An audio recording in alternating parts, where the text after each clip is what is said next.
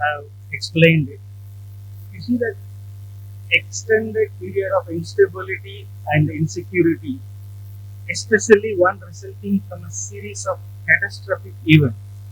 So the catastrophic event, if you just replace it with missed opportunities or wrong judgments, we will see how a simple principle like determination of compensation in Indian law is still haunting the Indian legal system. I will be focusing on the principles and judgments determining compensation under the Consumer Protection Act, which is also applicable in many other judgments. One obligation that we owe to each other in a civilized society is not to trouble others, and if we cause trouble, compensate for the trouble we cause. Reparation of a loss or damage is ordinarily done by payment of compensation to put that person in a position same prior to the injury as far as money can do. So reparation is the word and not profiting from somebody's mistake.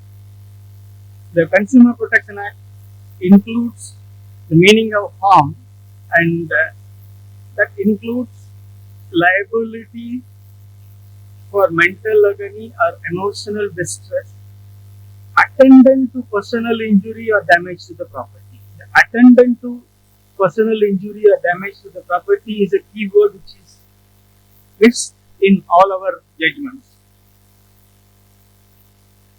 The courts have traditionally granted compensation for mental distress. In common law, they are called aggravated damages.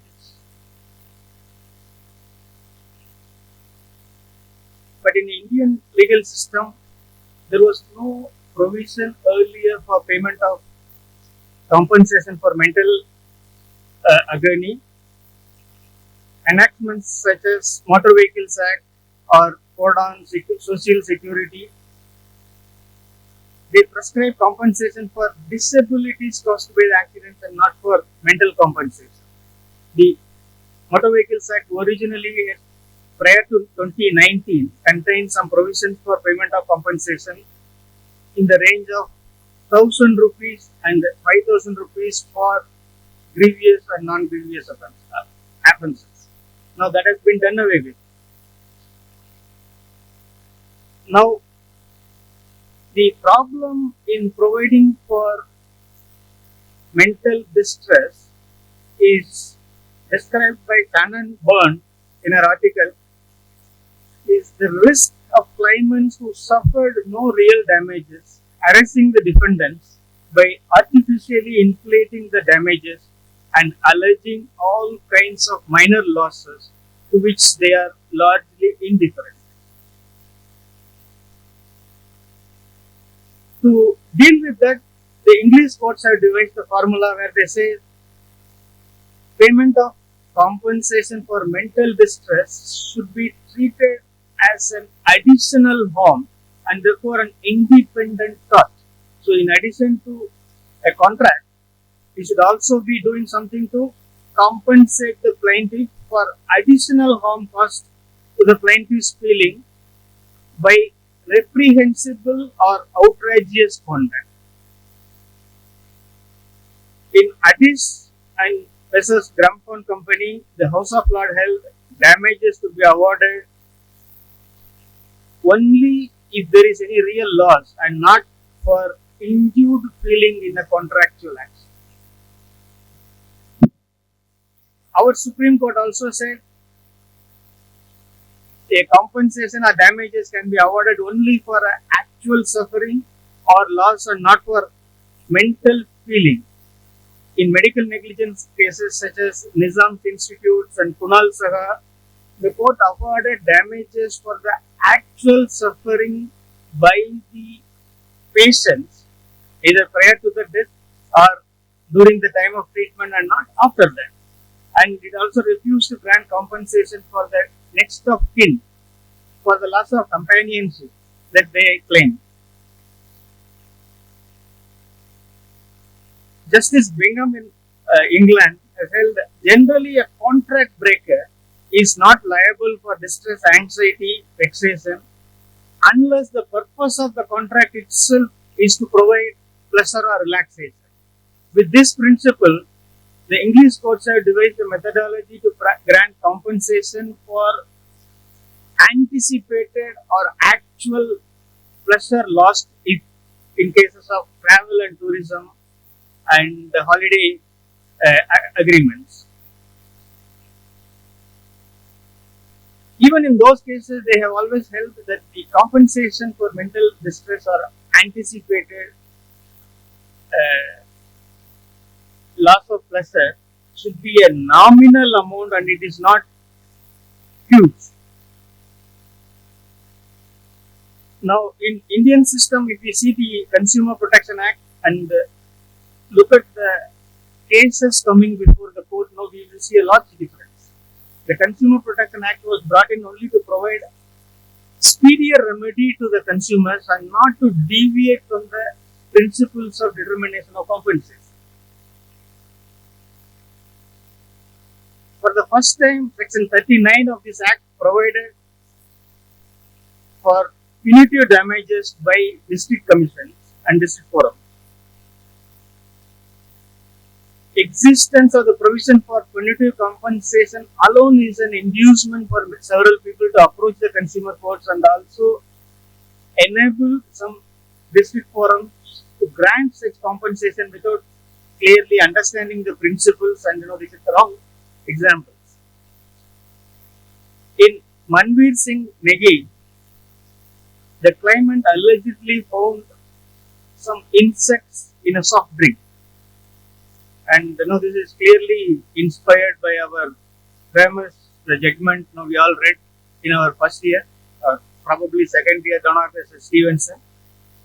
And he got 4,008 rupees for buying 8 rupee soft drink. He got 40,000 compensation. Finally, even when he made an appeal, the state commission said, no, okay, all right, give him 15,000 rupees and not 48,000 rupees. So it is a good bet for someone to go to court having purchased an 8 rupee soft drink.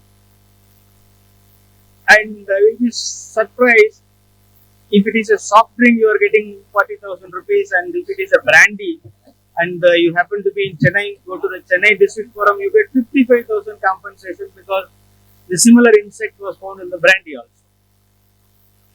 And the courts have forgot that in Donald versus Stevenson, in addition to finding the insect in the drink, he consumed that drink, and because of that he suffered injury and he was treated for that injury, and that evidence was before the court. They look at the judgment and only the decision, ignoring the facts. And we have a lady complaining about her hair. I mean, it was not cut now. Luckily, it was only damaged because she used one sachet of shampoo, and she alleged that it was gamed because of the mistake in the shampoo. And he went to the district forum, and the district forum granted her 25,000 rupees compensation. And there was no example. I mean, there was no sample left. There was no evidence. The manufacturer provided medical assistance, and even then it was not due. The state commission finally said, why are you delaying this small issue? Why don't you pay this compensation for 25,000 and be done with that? And it's confirmed. And there was no discussion on the merits and why should the manufacturer pay and what happened to the hair, why that hair got damaged. There was no discussion. And we also have an advocate filing a case before a forum saying that he purchased 2 biscuits packet and there was some grammage difference, ignoring that the grammage difference it is permitted under the legal metrology rules, and he claimed 8 lakh compensation because the manufacturer was selling that biscuit for last 8 years. And finally, so you can't do something like this. At best, you can only get refund of the product that you purchased. In Supreme Court, when it says in case of deficiency deficiency in service, unless cogent materials are produced to substantiate the loss, you are not supposed to award compensation. The Supreme Court also deprecated the commissions and forums to say that don't invoke principles like res ipsa loquitur and say because there is no other contrary evidence, the claimant's case is proved and the claimant is entitled to damages. As I have told you before, even in medical negligence cases, the court granted damages under the heading suffering only to the patients and not to the kin. In short, the court always linked the mental agony to physical suffering and the damages awarded were reasonable. This is in line with the House of Law judgment in Farley v. Skinner, where the principles governing award of compensation for mental distress was discussed elaborately, and even though in that case £10,000 was awarded, House of Law says it was on the higher side. In a contract value of £45,000 given to a consultant to identify a house which turned out to be on the landing side of the aircraft and therefore consistently causing disturbance to the claimant. The claimant did not move out and he chose to live there. The court says you are entitled to compensation, but 10,000 was on the higher side.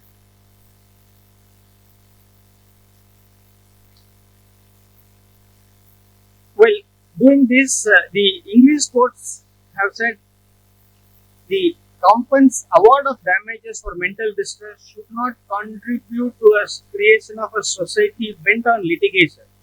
The English precedents laid out strict boundary for awarding compensation, completely taking care to ensure the remoteness of damage rule in Hadley v. Baxendale was always respected. But in India, punitive damages are awarded merely because the courts wanted to placate the consumers or the claimants before them. They want to give them some remedy, ignoring that whether that person was entitled to remedy in the first place. If you look at Rajasthan State Commission, it followed the English cases and clearly said in case of purchase of goods, a claimant is only entitled to refund of the price or replacement of the goods and nothing more and nothing less. To conclude, I want to say the law of damages in India is settled by the Supreme Court time and again. Only actual and direct damages suffered by non-defaulting party could be claimed by the defaulting party. In contractual cases, there is no scope for claiming damages for mental agony because a party to the contract should always be ready to face a breakup in the contract, a termination of the contract. We can't say that the contract should be performed, otherwise I will feel mental distress and I am entitled to damage. The courts also have a duty to ensure that the judgments do not flood the courts with fake litigations and speculative litigations, which is a drain on the resources of both the government as well as the private enterprises. Thank you.